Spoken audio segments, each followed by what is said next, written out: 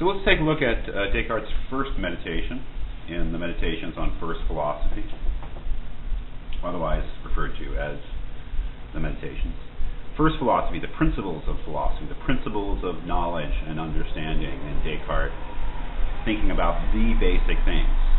Now, these first philosophy really could be metaphysics and epistemology, but we see right away that Descartes has an epistemological emphasis, you might say, in the first meditation. Because after all, what is it that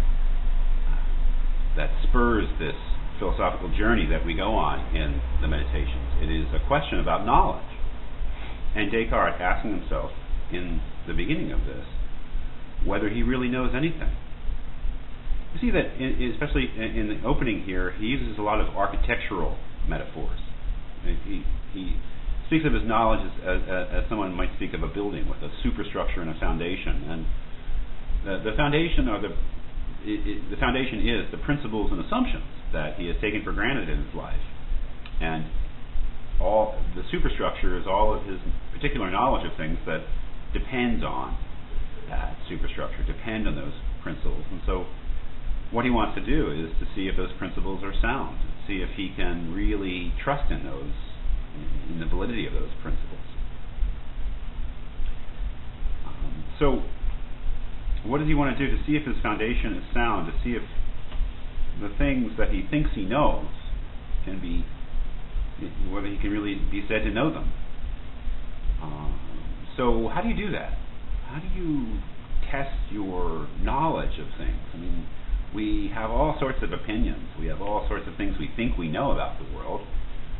How do we see whether or not they are sound, whether or not they are true? Descartes, on page 98, gives us his method, and his method is doubt. He says a few lines down from the top, "I will at length apply myself earnestly and freely to the general overthrow of all my former opinions. But to this end, it will not be necessary for me to show that the whole of these are false. But as even now my reason convinces me that I ought not the less carefully to withhold belief from what is not entirely certain and indubitable than from what is manifestly false, it will be sufficient to justify the rejection of the whole, if I shall find in each some ground for doubt."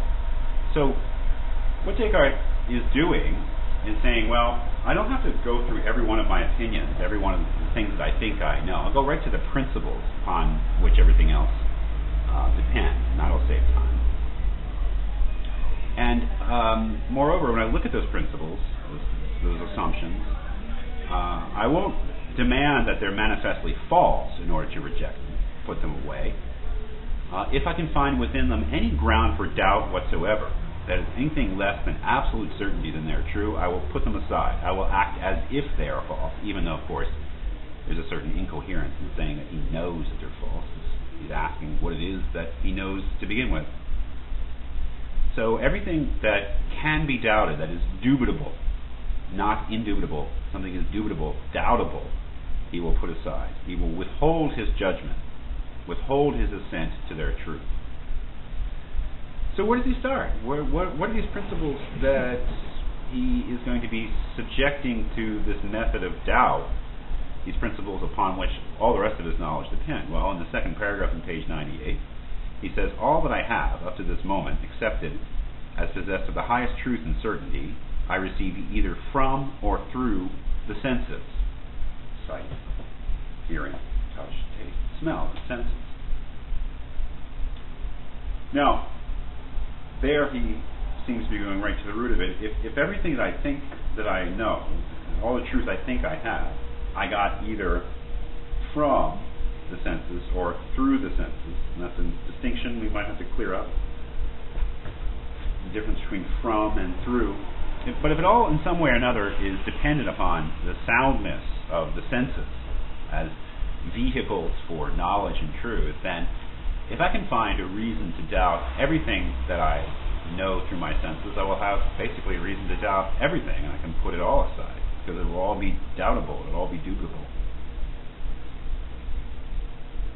Well, okay, is there grounds for doubting anything that comes through the senses whatsoever?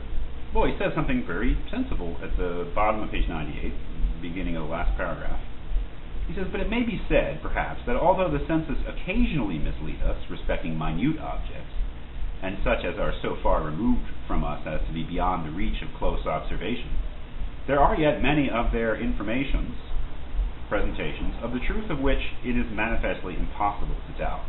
As, for example, that I am in this place, seated by the fire, clothed in a winter dressing gown, that I hold in my hand this piece of paper with other intimations of the same nature. That is, I can doubt whether, looking out the window, whether that leaf is in motion, or what leaves are what a part of each tree, or whether that leaf is alive, or details, but minute things. But the obvious things, that I'm here in my kitchen, talking into a camera, that this is my cell phone, that I'm drinking a cup of tea, this is the hand in front of my face, all those things I know by way of the senses. So, and it's really hard to doubt those things. So maybe those are the things I know. You know, some things in the senses I know, and for sure, and some things I don't. But so is there a reason for doubting absolutely everything that I think I know because of my senses? Well, something's pretty hard to doubt, right? But look at page 99, the second paragraph. He says, though this be true, I must nevertheless here consider that I am a man, and that consequently I am in the habit of sleeping, and representing to myself in dreams those same things, like I'm here right now, I'm really talking into a camera, I really have my cell phone here, I'm really drinking a cup of tea. Or even sometimes others less probable, which the insane think are presented to them in their waking moments. That is, when we dream, we assume that everything that we're dreaming, you know, while we're dreaming, we're assuming that that's all true too, that we really are somehow perceiving and sensing real things and having true thoughts about them, but lo and behold, we're asleep and we're laying in bed and we're not really, you know, whether we're doing what we're dreaming about. We're not really experiencing those things that we're dreaming of. So, could this all be a dream is really what he's asking.